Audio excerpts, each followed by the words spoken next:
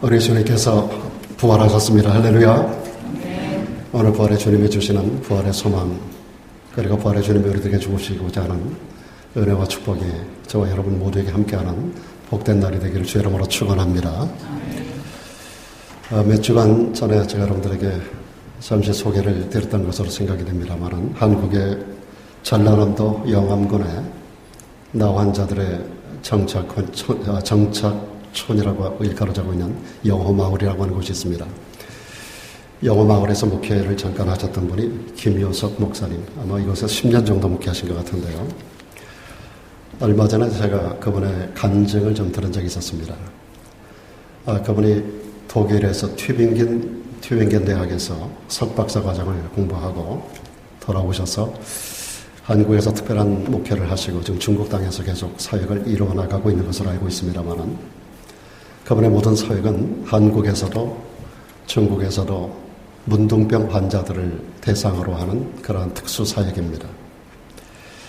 근데 이분이 독일에서 목회하고 공부를 하고 할 때 그곳에서 충격적인 한 사건을 목격하게 되는데요. 이분이 어느 한 기회 졸업식 때 있었던 사건을 간증하시는 말씀이었습니다. 강당에 대학 교수들과 그리고 학생들이 한 1,500명 정도가 모여 있었습니다. 큰 강당 안에 지역의 유지들과 모든 교수들과 모든 학생들, 졸업생들, 재학생들 전체가 모여서 축하하는 그런 자리인데, 총장이 옆에 나와서 이제 설교를 하지 않겠습니까? 설교하는 과정에서 갑자기 이런 질문을 하더라는 겁니다. 여러분 가운데 아직도 예수가 부활했다고 믿는 사람이 있습니까? 라고 하는 질문을 하더라고 하는 것입니다. 장내가 갑자기 숙연해지고 아무도 손을 드는 사람이 없습니다. 그랬더니 이 학장이 또다시 한번 물어보는 겁니다. 여러분들 정말 예수가 부활했다고 믿는 사람이 있으면 손을 한번 들어보십시오. 장례는 조용한 가운데서 한 사람이 손을 들었는데 그것이 바로 김효석 학생이 손을 들었던 겁니다. 거기 모였던 모든 사람들이 이 동양에서 온 학생 하나를 얼굴을 쳐다보는 겁니다. 지금부터 한 50년 전 스토리입니다. 50년 전 이야기예요. 그 얼굴을 바라보면서 김효석 목사님이 느꼈던 그들의 눈초리는 그를 멸시하는 그런 눈초리로 느꼈다고 하는 겁니다. 그리고 나서 그날 행사가 끝났어요. 이 학장님이 그 학생을 특별히 지목하고 나를 좀 만나자고 만났더니 김효석 학생에게 그날의 이런 충격적인 이야기를 하더라는 겁니다. 자네 정말로 그분이 했었던 말입니다. 어처구니 없고 바보 같은 그러한 이야기를 정말로 믿고 있단 말인가? 어처구니 없어 하는 바보 같은 예수의 부활을 믿는 이 학장의 눈에 비춰진 이 동양 학생의 그 모습이 그날에 자기가 그렇게 처참한 마음을 가져본 적이 없었다라고 하는 그런 이야기를 김효석 목사님이 하는 간증을 들은 적이 있습니다. 성경에 보면 죽었다가 다시 살아난 사람들에 대한 이야기가 신약성경에 기록되고 있는 걸 볼 수가 있습니다. 구약의 위대한 하나님의 사람 엘리야가 사르밧 과부의 아들을 죽은 가운데서 기도함으로 살려내는 이야기가 기록되어 있습니다. 그리고 수넴 여인의 아들 또한 죽었을 때 엘리사 선지자도 엘리야처럼 기도함으로 이 아이를 살려내는 그러한 기적의 사건이 기록되어 있는 걸 볼 수가 있습니다. 심지어는 이런 이야기도 있습니다. 엘리사 선지자가 우리가 얼마 전 수예배 때 보았습니다마는 엘리사가 사역이 끝나고 죽었을 때 그가 무덤에 안장됩니다. 그리고 해가 바뀝니다. 온몸이 썩었습니다. 뼈만 남아 있습니다.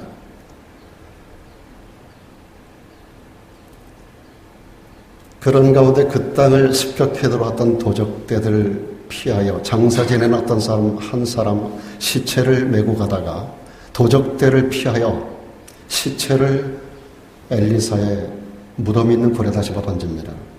이 시체가 엘리사의 뼈에 닿는 순간에 놀랍게 소생하는 그러한 기적적 사건을 기록하고 있는 것도 볼 수가 있습니다. 에스겔 37장에 보면 여러분이 잘 아시는 대로 에스겔 굴절기에 마른 뼈들이 살아나는 큰 군대의 환상이 기록되어 있는 것을 볼 수가 있습니다. 수많은 뼈들이 흩어져 있는 가운데서 여호와의 신의 강력한 역사하심 가운데 뼈들이 자기 짝을 찾아가고 다다다닥 하고 붙는 겁니다. 그 위에 살이 덮이기 전에 전부 힘줄이 덮이고 살이 덮이고 가죽이 덮이고 그러면서 그들이 일어나서 하나님의 생기가 들어가는 가운데 큰 군대가 일어나는 그러한 사건을 환상으로 보는 것을 기록하고 있습니다. 신약 성경 가운데도 죽은 사람이 일어나는 사건들이 여러 번 기록되어 있습니다. 여러분, 예수님께서 이 땅의 공생의 기간 동안에 3명의 사람을 살리는 사건을 성경은 아주 디테일하게 기록하고 있습니다. 그런가 하면 베드로도 죽은 자를 살려냅니다. 사도 바울도 사역의 현장 가운데서 삼중로에서 떨어졌던 청년 유두고를 살려내는 사건들을 우리가 볼 수가 있습니다. 심지어는 예수님께서 운명하시는 순간에 놀라운 역사는 일어납니다. 주님이 죽으시는 순간 일어났던 몇 가지 사건 가운데 성소 휘장이 위에서 아래로 갈라져 두 쪽으로 나눠지는 사건이 일어나고 지진이 일어나서 바위가 터지는 역사가 일어나고 그리고 또 한 가지 놀라운 사건이 뭔가 하면 예수님의 부활을 확증하는 사건입니다.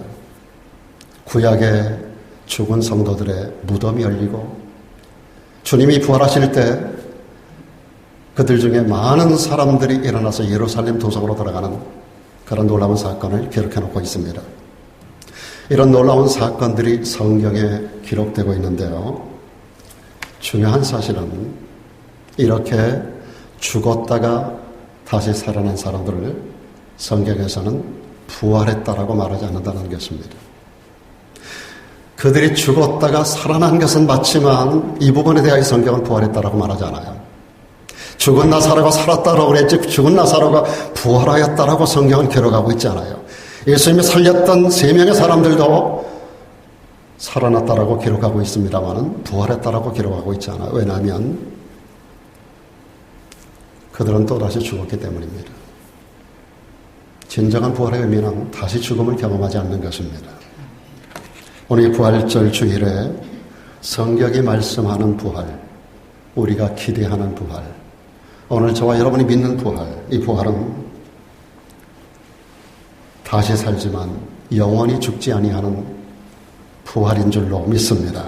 그래야만 하나님 나라에서 우리가 영원히 살 수가 있기 때문에 그렇습니다. 사도 바울은 고린도전서 15장 부활장에서 이런 말씀을 우리들에게 전달해주고 있습니다. 나팔 소리가 나매 죽은 자들이 썩지 아니할 것으로 다시 산다고, 우리가 변화될 것이라고. 이 나팔 소리는 영광 중에 다시 오실 예수 그리스도의 재림의 사건을 말합니다. 주님의 재림 때 나팔 소리가 울려질 것입니다. 천하만국의 수많은 천사들이 다니며 나팔을 불어댈 것입니다. 그리고 죽은 우리 믿음의 선진들의 이름들을 불러댈 것입니다. 그럴 때 죽은 자들이 썩지 아니할 것으로 다시 살아날 것이며 우리도 변화할 것을 말하고 있습니다. 그러면서 부활이 뭔가를 여기다가 분명하게 정해놓고 있습니다. 부활이라는 건 말이야, 썩을 것이 썩지 아니할 것으로 다시 사는 거야. 썩을 몸이, 지금 우리 이 몸은 죽어서 썩어질 몸입니다. 그러나 썩을 몸이 썩지 아니할 몸으로, 죽을 몸이 죽지 아니할 몸으로 다시 사는 것, 이것을 부활이라고 하는 말로 아주 명확하게 사도 바울은 정의하고 있습니다. 앞서 김효석 목사님의 간증을 말씀드렸는데요. 예수의 부활은 물론 우리 몸도 예수님처럼 다시 사는 것을 믿는 것을 오늘 이 세상은 어리석은 것이라고 마구 외쳐대는 그런 시대를 우리는 살아가고 있습니다. 여러분, 사도행전 23장에 보게 되면 사도 바울의 말씀 증거할 때 그 앞에 모였던 많은 사람들이 소요하는 사건들을 기록해주고 있습니다. 거기에 허다한 사람들이 바리새인들과 사두개인들이 섞여 있었습니다. 사도 바울은 그들에 의하여 심판을 당하고 있는 겁니다. 근데 그들 앞에 사도 바울이 말할 수 있는 기회가 있어서 그들 앞에 자기 자신을 변명하는 가운데서 사도 바울이 핵심적으로 간증하고 핵심적으로 증거했던 메시지가 뭡니까? 여러분, 복음이라는 것은 예수 그리스도의 죽으심과 부활을 이야기하는 것이 복음이에요.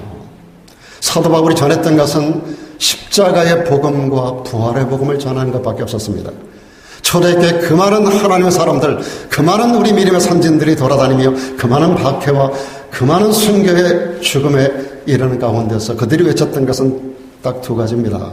예수께서 우리를 위하여 죽으셨다는 겁니다. 또 하나는 그분이 죽은 자 가운데서 다시 살아 우리의 부활의 첫 열매가 되시고 우리의 부활을 확증해 주셨다라고 하는 사건입니다. 전능하신 하나님께서 이 땅에 잠시 땅에 발을 딛고 가신 사건, 그분의 부활 사건을 통하여 믿을 수 있는 확실한 증거가 있다라고 증거했던 것이 초대교회 교인들의 복음 증거가 있었습니다. 바울이 그걸 증거했어요. 근데 그 현장 가운데서 사두개인들과 바리새인들 간에 분란이 일어나는 겁니다. 바리새인들은 부활을 믿었습니다. 그러나 사두개인들은 영도 믿지 않고 천사도 믿지 않고 부활도 믿지 않았다라고 성경 기록하고 있거든요. 그런데 사두개인들 하면 여러분이 감이 잘 안 잡히지만 대제사장이 사두개인입니다. 제사장 문중이 사두개인들입니다. 아론의 정통성을 가지고 2000년의 역사를 관통하면서 1500년의 역사를 관통하면서 사두개인들로 이스라엘 백성들의 중요한 정신적 역할을, 지주 역할을 감당했던 사람들이 사두개인들인데 그들이 예수의 부활을 믿지 않는 사람들입니다. 제사장이 하는 일이 뭡니까? 하나님과 사이를, 인간 관계를 연결해 주는 게 제사장 아닙니까? 이스라엘 나라가 제사장 국가로 선택된다는 것은 이스라엘과 온 세계 민족을 연결해 주는 역할을, 이스라엘이 하나님과 인간 모든 세상 사람들을 연결해 주는 역할을 하라고 하나님 이스라엘 백성들을 선택한 거 아닙니까? 오늘 하나님은 베드로를 통하여 우리들에게 너희는 왕이요 제사장이라고 말씀하고 있습니다. 우리가 또한 제사장 되어 하늘 하나님과 세상 모든 사람과의 중간에서 그 관계를 메디에이션 역할을 하는 거예요. 이 역할자가 바로 우리 제사장들의 역할인 것입니다. 이런 메디에이터가 부활을 믿지 않는다. 튜빙겐 대학의 학장만의 문제가 아닙니다. 이게 50년 전의 이야기라고 한다면 오늘날은 얼마나 더 자유주신하게 세상을 덮었을까요? 오늘날의 디얼로지컬 세미나리라고 하는 신학교가 그 세미나리라고 하는 말 안에 귀신들의 모임이라고 하는 의미를 가지고 있는 거 여러분 아십니까? 여러분, 세미나리 신학교 안에 귀신들이 모여있는 단체로서 오늘날의 신학이 얼마나 변질되어 있는지 여러분 아시나요? 여러분, 사탄이 하나님 나라를 파괴하는 첫 번째 타켓이 성경 내용을 바꾸는 겁니다. 뉴 버전을 계속해 만들어 나가면서 성경의 본래적인 의미를 자꾸 왜곡해 나가고 있어요. 두 번째 사탄의 타켓은 담임 목사들입니다. 목사 하나가 뒤집어지면 교회는 다 뒤집어져요. 목사 하나를 바꿔버리면 교인들은 다 죽어요. 오늘날에 왜 담임 목사 청빙 광고에 제일 먼저 올라온 조건이 구원의 확신을 가진 목사를 찾는다고 하는 말이 왜 나옵니까? 여러분, 오늘날의 담임 목사가 구원의 확신도 없이 목회하는 사람이 그렇게 많이 있다라고 하는 것을 말해주고 있는 거 아닙니까? 담임 목사가 구원의 확신이 없이 담임 목회를 한다? 사랑하는 여러분, 이게 남의 나라 이야기가 아니고 저 제3세계 이야기가 아니고 옛날 이야기가 아니라 오늘 이 시대 이야기입니다. 세 번째 타켓이 그런 목사를 양성해내는 신학교입니다. 그래서 신학 자체를 완전히 바꿔버리고 말아요. 신신학으로 바꿨어요.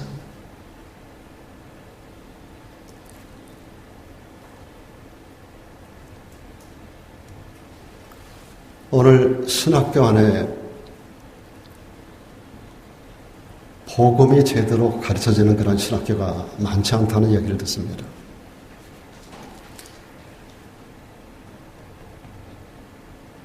그리고 사탄이 네 번째 타겟으로 대상을 삼는 것이 기독교 계통의 미디어들입니다. 일반적으로 사람들이 목사의 말은 안 들어도 성경 말씀은 안 믿어도 신문 이야기를 믿어요. 신문의 미디어를 통해서 여러 모양으로 복음을 왜곡하고 변질시킨 그러한 내용들이 오늘 세상을 가득 채워져 있습니다. 사랑하는 여러분, 이런 시대, 그렇다면 그리스도의 부활이 정말로 사실일까? 여러분들은 어떻게 믿으십니까? 여러분 어떻게 믿으십니까? 예수님이 정말 부활하셨습니까? 정말 그렇게 믿으십니까? 그렇습니다. 그리스도의 부활을 입증하는 증거는 차고도 넘칩니다. 무엇보다 예수님의 시체를 찾을 수 없다는 겁니다. 세상에 수많은 종교가 있습니다. 수많은 교주들과 창시자들이 있습니다만 그들이 묻혀있는 무덤이 오늘날에 그대로 다 존재하고 있고 그 제자들에 의해서 무덤이 잘 관리가 되고 있습니다. 그러나 저도 가봤습니다만 예수 그리스도의 무덤은 비어 있습니다. 마태복음에 분명히 28장에 기록되고 있습니다. He is not here. 여러분, 여인들이 부활의 새벽에 주님의 무덤가를 찾아옵니다. 주님의 몸에 향료를 발라드리기 위해서 향품을 준비하여 두었다가 이 가녀린 여인들이 향품을 가지고 주님의 무덤을 향하여 달려왔는데 무덤문이 열려 있는 거예요. 무덤 안을 들여다보니까 예수님의 시신이 보이지 않는 겁니다. 거기에 청년들이 앉아 있었어요. 이 청년들을 성경은 천사들이라고 말합니다. 이 천사가 두려워하는 여인들에게 두려워하지 말라고 말씀하면서 제일 먼저 했던 말이 He is not here. 그가 여기 계시지 않았다는 겁니다. 그리고 뭐라고 말합니까? For he is risen. 그가 살아나셨고 as he said. 그가 말씀하셨던 대로 살아나셨다라고 하는 것입니다. 오늘 이 말씀입니다. 그가 여기 계시지 않고 그의 말씀하시던 대로 살아나셨느니라. 제가 원어로 봤더니 그가 여기 계시지 않고라고 하는 거. 여러분, 무덤은 예수님을 가두어 둘 수가 없었던 겁니다. 예수님은 무덤 권세, 사망 권세를 이긴 자인 줄로 믿습니다. 여러분, 그가 여기 계시지 않고 뭐라 해요? 그의 말씀하시던 대로. 헬라에 보니까 카도스 에이텐 이렇게 기록하고 있습니다.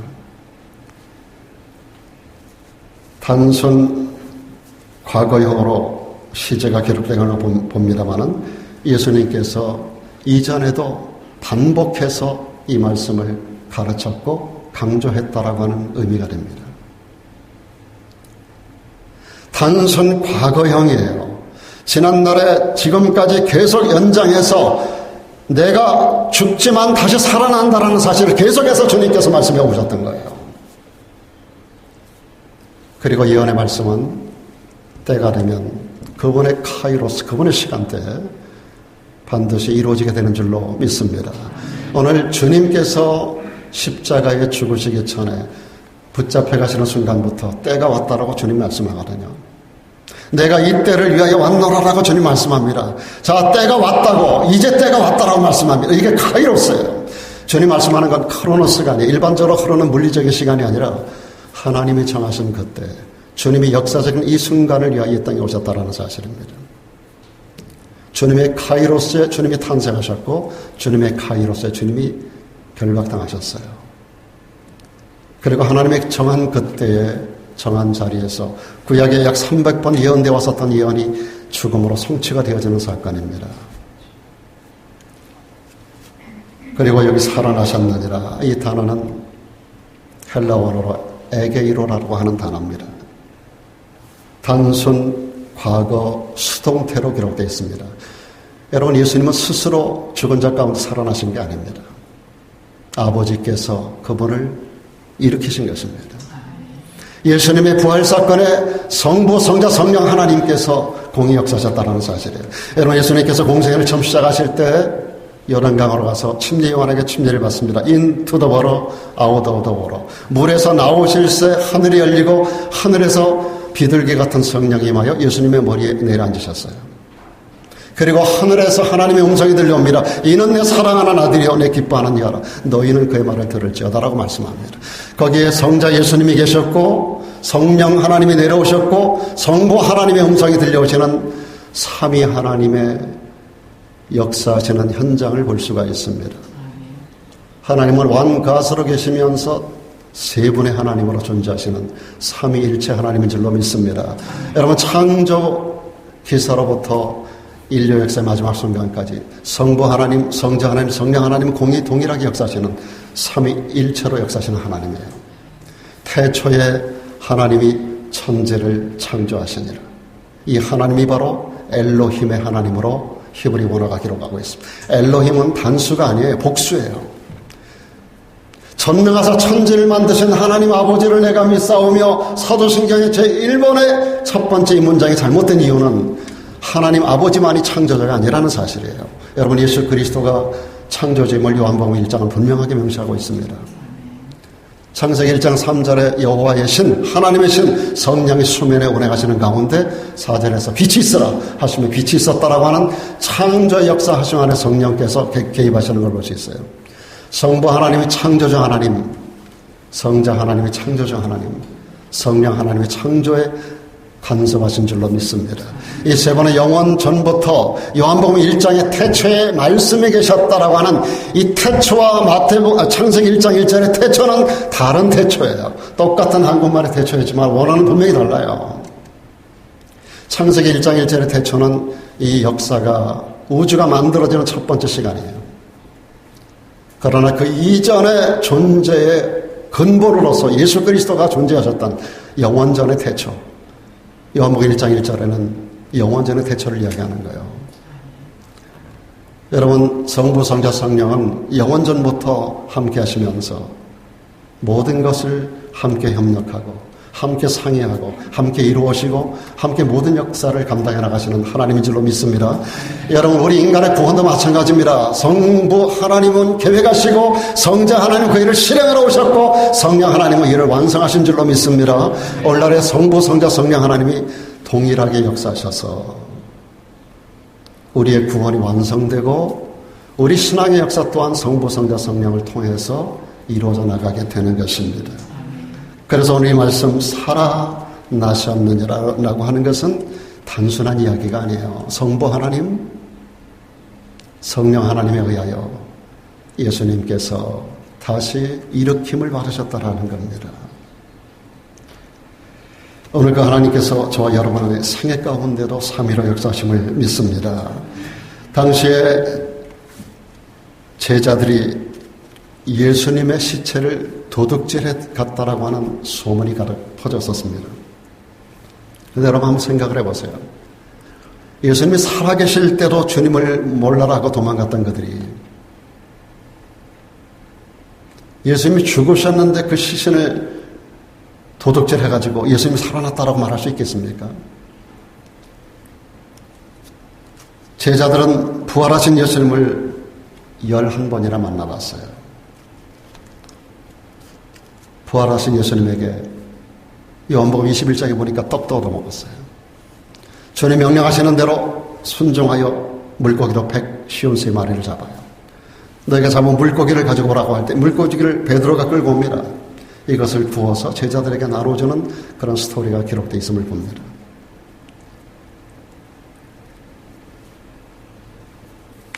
그 중에 어떤 제자는 주님의 몸에 하는 상처를 확인합니다.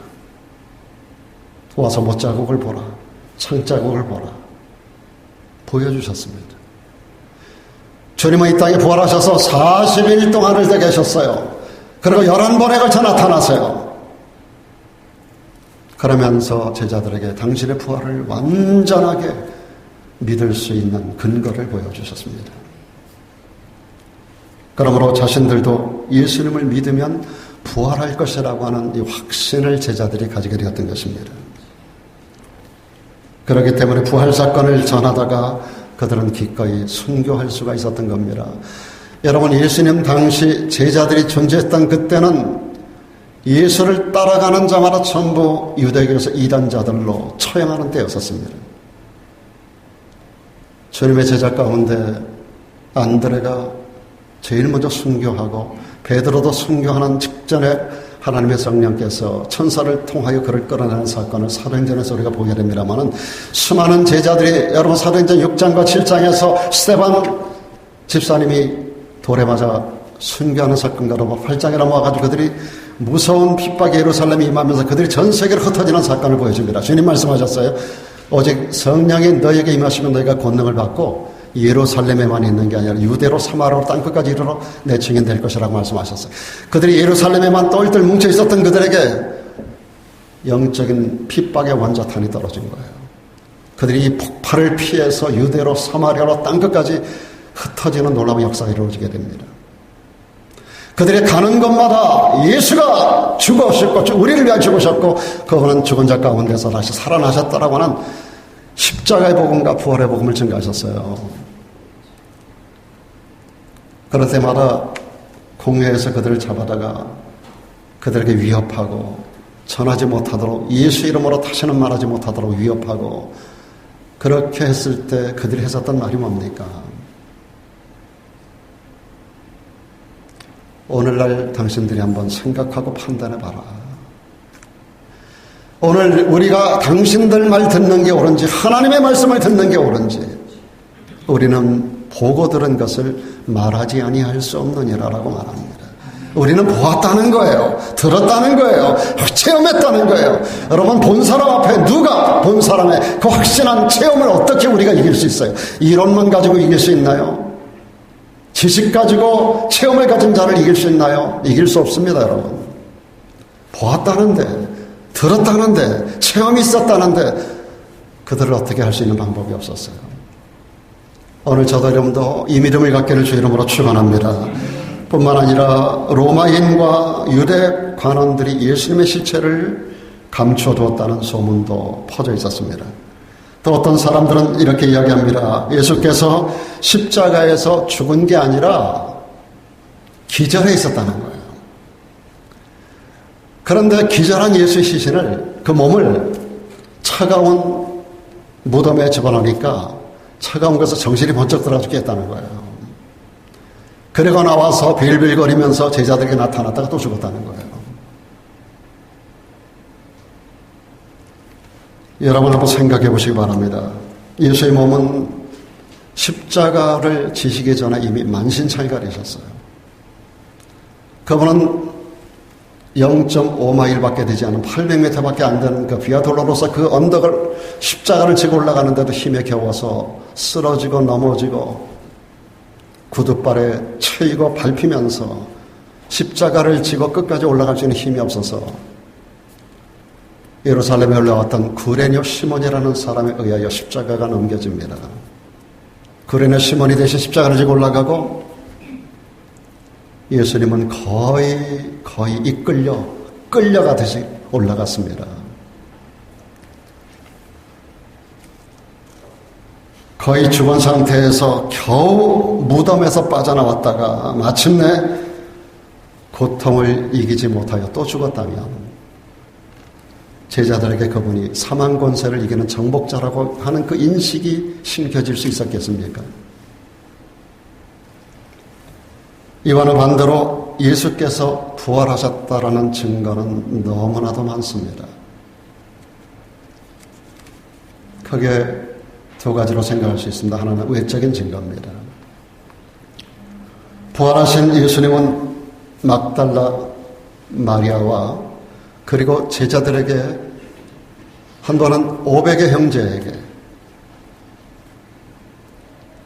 40일 동안 이 땅에 계시면서 11번에 걸쳐서 주님의 부활의 몸을 직접 보여주셨습니다. 그들은 여러분 부활하신 예수님을 환상으로 본 게 아닙니다. 꿈으로 본 게 아닙니다. 누가 말해줬기 때문에 믿었던 게 아닙니다. 막달라 마리아가 보았다라고 말하는데도 제자들이 믿질 않았어요, 여러분. 주님이 우리 가운데 나타나셨다라고 다른 제자들이 말하는데도 도마는 믿지 않았어요. 도마는 오늘 뭐라고 얘기합니까? 내가 그 손의 못자국을 봐야 믿겠다는 거예요. 못자국에 내가 손가락을 좀 넣어봐야 되겠다는 거예요. 옆구리에 내 손을 넣어봐야 되겠다는 거예요. 여기 보면 본다는 말과 넣어본다는, 처음 해본다는 오늘날의 젊은 사람들의 의식을 그대로 가지고 있었어요. 과학적이고 논리적이고 증명되어지는, 그렇지 않으면 내가 믿지 않겠다는 거예요. 도마가 이 시대의 젊은이들을 상징하고 있습니다. 오늘 이 젊은이들은 어떻게 생각하십니까? 봐야만 믿습니까? 손가락을 넣어봐야 믿습니까? 창자국에 손을 넣어봐야만 되겠습니까?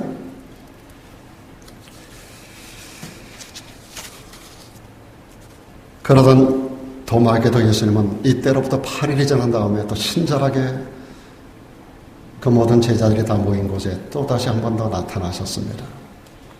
그리고 25절에서 27절로 넘어가면 주님 말씀하십니다.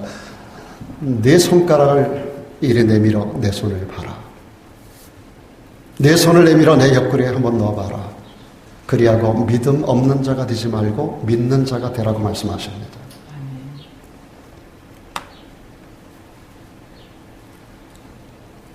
오래전에 빌라도의 보고서라고 하는 것이 발견됐다고 해서 온 세상을 발칵 뒤집어 놓은 적이 있었습니다. 빌라도는 여러분 아시는 대로 예수님을 십자가에 못 박히는 현장 가운데 그 모든 것을 결정한 총독입니다. 빌라도는 이 보고서 가운데 이런 내용을 기록했다고 해요. 예수님의 외모를, 지금까지 예수님의 외모가 그렇게 적나라하게 표현된 것이 없는데 이 빌라도 보고서 안에는 예수님의 외모에 대한 기록이 나와요. 헤어 컬러부터 얼굴 색깔, 그 모습, 입으신 옷, 이런 부분에 대해 자세하게 설명되어 있는 걸 볼 수가 있습니다. 로마 황제에게 보낸 서신, 이게 빌라도의 보고서, 이게 빌라도의 고백록이라고도 불려집니다. 예수님이 공생의 모든 사역, 이 세상의 그 모습을 드러낸 때로부터 십자가에 죽으신 사건, 그가 디테일하게 거기에 간섭을 했잖아요. 그뿐만 아니라 단순 소문이 아니라 실제로 40일 동안 부활하셔서 나타났던 모든 스토리에 대한 이야기를 담아내고 있습니다. 이것이 고고학자들에 의하여 발견됐다고 하는데 지금의 터키, 튀르키의 성 소피아 사원에 보관되어 있다고 합니다. 저도 그곳을 갔다 왔는데 보지는 못했어요. 이거를 그때 알았으면 제가 좀 찾아갔을 텐데, 성 소피아 사원은 제가 들어도 가봤고 사진도 찍고 하고 왔습니다만 이건 제가 보지는 못하고 왔습니다. 이 보고서 마지막 부분에 빌라도가 이런 말을 기록하고 있습니다. 한번 들어보십시오. 십자가 옆에서 백부장 말커스가 말한 대로, 이 백부장은 예수님의 되어지는 모든 십자가 사건을 바라보며 그분이 하나님의 아들이었다라고, 진실로 하나님의 아들이었다라고 고백했던 사람입니다. 그가 말했던 것처럼 저 또한, 빌라도 저 또한 이 사람 예수를 진실로 하나님의 아들이었다라고 말하고 싶습니다. 이런 기록을 남깁니다. 이 보고서가 진짜인지 가짜인지 저도 모르겠어요. 그러나 이것이 진짜라고 한다면 얼마나 놀라운 사건입니까? 이런 외적 증거만이 아닙니다.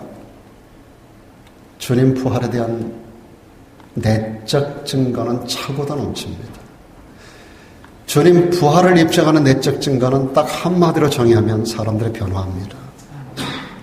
주님의 부활을 목격한 사람들이 한 사람도 바뀌지 않은 사람이 없어요. 어떻게 여러분, 일반적인 사람도 잠시 죽었다가 며칠 만에 잠깐 깨어났다 다시 죽어도 이게 놀라운 사건 아닙니까?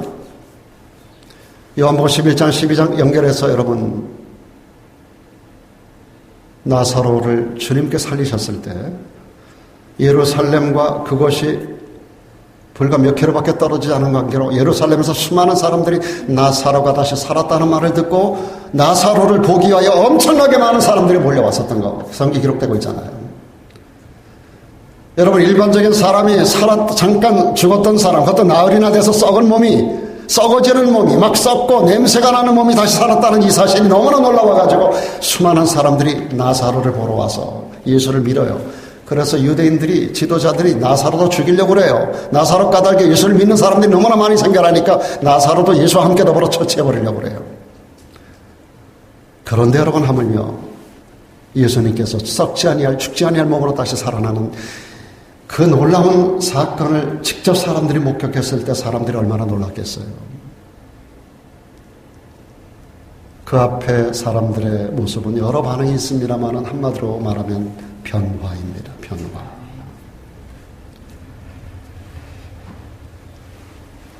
슬픔과 절망에 빠졌던 사람들, 큰 기쁨으로 사람들에게 주님 부활을 증거합니다. 두려움 가운데 있었던 사람들, 용기 있는 사람들로 변화가 됩니다. 의심하는 사람들, 그들은 믿고 주님을 고백하는 자들로 바뀝니다. 그 가운데 도마가 있어요. 도마가 뭐라고 말합니까? 나의 주시며 나의 하나님이십니다. My Lord and my God. 주님은 나의 주시며 나의 하나님이십니다. 그 외에도 부활의 주님을 부인했던 수많은 사람들이 부활하신 주님을 만난 후에 삶의 위대한 변화를 가져오게 됩니다. 주를 부인했던 자들, 주를 떠났던 자들, 그들 눈이 다 뒤집어졌어요. 눈만 뒤집어진 게 아니라 인생이 다 바뀌었어요. 그들은 부활을 확증할 뿐 아니라 부활을 증거하는 자들로 온 세상을 다니며 주님의 복음을 증거합니다. 그야말로 초대교회의 역사는 부활을 증거하다가 순교한 순교자의 역사라고 말할 수 있습니다. 그리고 순교적인 증거들이 오늘 우리들에게까지 전해져서 저도 믿고 여러분도 믿는 부활 사건이 된 줄로 믿습니다. 이제 우리는 십자가 앞에서 무엇을 결단해야 될까요? 주님의 부활 사건 앞에서 무엇을 결단해야 할까요? 예수 그리스도께서 부활한 것이 사실이라는 것, 지금 살아계셔서 우리와 함께하고 계신다는 사실, 이 부활신앙도 먼저 우리가 고백해야 할 첫 번째 신앙 고백인 줄로 믿습니다. 주님 말씀하셨습니다. 너는 나를 보는 거로 믿느냐? 보지 못하고 믿는 자들이 더 복이 있도다. 그 가운데 제가 있고 여러분이 있기를 간절히 주의 이름으로 축복합니다. 보지 못하고 믿는 우리가 도마가 보고 믿은 것보다 훨씬 더 복 있는 자라고 성경 말씀합니다. 또한 부활하신 주님을 만난 사람마다 영적인 변화가 있었습니다. 우리들의 영적인 삶에 있어서 놀라운 변화가 있기를 주의 이름으로 축복합니다. 그리고 힘없이 예수의 무덤을 찾아갔던 막달라 마리아가 기쁨에 넘쳐서 내가 주님 부활을 보았다라고 증거하였던 것처럼 우리 또한 부활을 증거하는 자들이 되어야 할 줄로 믿습니다. 뿐만 아니라 두려움에 휩싸였던 제자들에게 부활의 주님이 나타나셨을 때 그들의 모습이 확신하는 신앙으로 바뀌었습니다. 이 부활 신앙이 우리들에게 가져다 준 6가지 확신, 이 확신을 우리 안에 다시 한번 리마인드하는 시간이 되어지면 좋겠습니다. 예수의 죽으심과 부활 까닭에 우리는 사죄함을 얻게 되는 줄로 믿습니다. 그분의 죽으심과 부활 까닭에 우리는 구원의 확신을 갖게 되는 줄로 믿습니다. 그분의 죽으심과 부활이 하나님이 우리를 영구히 인도해 간다라는 인도의 확신을 갖게 하는 줄로 믿습니다. 그분의 죽으심과 부활이 우리의 모든 기도가 하나님 앞에 상달되고 응답 주신다라는 기도 응답의 확신을 가져다 주는 줄로 믿습니다. 그분의 죽으심과 부활은 최후의 승리자로서 우리의 승리를 확증해주는 승리 확신을 우리가 가져야 할 줄로 믿습니다. 그리고 한 걸음 더 나가서 그분의 죽으심과 부활은 우리가 영원한 천국에 들어가는 천국 입성의 확신까지를, 천국 입성의 확신까지를 우리들에게 심어주고 있는 줄로 믿습니다. 우리는 사죄의 확신, 구원의 확신, 인도의 확신, 기도 응답의 확신, 승리의 확신, 천국 입성의 확신을 예수의 죽으심과 부활의 역사의 현장 가운데서 오늘 막달라 마리아가 주님을 보고 긴가민가 했었던 이런 모든 확신들이 확신으로 마음에 정착되었던 것처럼 우리가 긴가민가 했었던 이런 6가지 이야기들이 우리 안에 이 부활의 복음 앞에서 확신하여 우리 심령에 심겨지고 이것이 우리에게 담대함을 주고 힘과 능력으로 수많은 사람들에게 주님이 살아나셨음을 증거하는 그런 결과로 나타나게 되어야 할 줄로 믿습니다. 엠마오로 내려가는 2명의 제자가 있습니다. 그들이 예루살렘에서 일어났었던 일에 대하여 불과 3일 전에 있었던 사건에 대하여 서로 대화를 나누며 절망의 엠마오로 향했던 제자들입니다. 엠마오는 예루살렘에서 20월이 되는 거리밖에 안 돼요. 그 길을 내려가는 가운데서 부활의 주님이 그들을 찾아오셨어요. 더불어 함께 동행하는 가운데 그분이 부활하신 예수님인 걸 전혀 눈치를 채지 못합니다. 상상하지 못했던 그 예수님이 함께 동행합니다. 그대들이 무슨 말로 서로 이야기하느냐. 아니 당신은 지금 예루살렘에서 있었던 얘기도 모르겠어. 지금 예루살렘이 그 사람 이야기로 발칵 뒤집어 갔는데 무슨 소리요. 예수님에 대한 이야기를 쭉 풀어나가는 가운데서 예수께서 그에 대한 설명을 쭉 해주는데 그들의 마음이 뜨거워지기를 시작합니다. 그리고 여인숙에 머물러서 하룻밤을 함께 하기로 하고 들어갔어요. 함께 식사를 하는 자리에서 주님께서 축사하십니다. 그때 그들의 눈이 열려요. 주님이 부활하여 자기 앞에 계신 것을 확인합니다. 그 순간에 주님께서 그 자리에서 또 없어지셨어요. 부활체를 가지고 오신 예수님은 시간과 공간을 초월하며 필요한 곳에 필요한 자리에 필요한 때에 필요한 사람들을 만나서 당신의 부활하신 모습을 보여주십니다. 그들이 그 부활의 주님을 만나면서 절망의 엠마오를 향하던 그들이 발걸음이 바뀝니다. 예루살렘을 향하여. 소망의 예루살렘, 부활의 주님이 계신 그 예루살렘, 부활의 역사를 만들었던 그 예루살렘, 그곳에 모였던 수많은 제자들에게 가서 부활의 복음을 증거하는 사람들로 변화가 됩니다. 여러분, 부활을 목격한 자들마다 가는 길이 절망의 길에서 소망의 길로 바뀌는 줄로 믿습니다. 인생 나락의 길에서 절망 가운데 내려가던 엠마오 도상에서 그들이 소망 가운데 예루살렘을 향하여 다시 발걸음을 이어딛습니다. 부활의 내적 증거는 아무리 설명해도 끝이 없어요. 이것은 오늘 현장에 있는 저에게도 마찬가지입니다. 제가 예수를 처음 만났던 순간에 성경 전체 창세기 1장부터 계시록 22장까지 전체가 한 절도 한 단어도 믿어지지 않는 부분이 없는 거예요. 오늘 본문에서 기록되고 있는 도마에게 주신 말씀대로 도마야 너는 나를 보는 거로 믿니? 그래 손가락을 넣어봐야 되고 손을 넣어봐야 되고 직접 봐야 믿니? 한번 볼래? 봐라. 그리고 와서 손가락 한번 넣어봐. 그리고 의심하는 자가 되지 말고 믿는 자가 되라 말씀하시면서 너는 나를 그래 보고서 믿는 거야? 보지 못하고 믿는 앞으로 21세기를 살아가는 이스라엘 아래두교 성도들 그들이 너보다도 복이 있어 라고 주님 말씀하고 계십니다. 우리는 엠마오로 내려가던 절망으로 향하던 우리의 걸음이 이제 소망 가운데 천국을 향하여 새 예루살렘을 향하여 그리고 우리의 입술이 이제는 죽으신 예수를 전하는 게 아니라 사신 예수 다시 사신 예수를 증거하는 하나님의 사람들로 변화되기를 축원합니다. 제가 지난 주간에 로마서를 읽으면서 로마서 4장 마지막 절이 제 머리를 팍 이렇게 제 머리를 때리는 거예요. 그래서 오늘 제가 나오기 전에 한 절을 애드해서 여러분에게 함께 읽고 이 말씀을 마치려고 여기다 올려놨습니다. 같이 한번 읽고 마치겠습니다. 시작. 예수는 우리 범죄함을 위하여 내어줌이 되고 또한 우리를 의롭다 하심을 위하여 살아나셨느니 할렐루야. 예수께서 십자가 지신 것은 우리 죄를 대신 가져간 것입니다. 우리 죄 때문에 십자가를 진 거예요. 우리 범죄함을 인하여 내어짐이 된 거예요. 그러나 그분의 부활은 우리의 의로움을 위하여 이 의로움이 바로 구원의 확증인 줄로 믿습니다. 우리의 죄가 그분의 십자가에 의하여 넘어가고 그분의 의가 우리에게 다시 덧입혀지는 그래서 십자가는 우리의 죄를 가져가는 것이고 그분의 부활은 그분의 의를 우리에게 덧입혀주는 사건이에요. 제가 이 말씀을 보면서 이게 복음의 요약이구나. 로마서 4장 이 말씀을 마지막 부분은 제가 집에서 나오기 전에 새벽에 나오기 전에 꼭 2장을 읽고 나오는데 3장 4장인데 4장 마지막 이 말씀이 제 눈을 사로잡아서 제가 운전하고 오면서 이 말씀을 계속 암송합니다. 여러분 다시 한번 읽고 오늘 말씀을 마치겠습니다. 시작. 예수는 우리 범죄함을 위하여 내어줌이 되고 또한 우리를 의롭다 하심을 위하여 살아나셨느니라.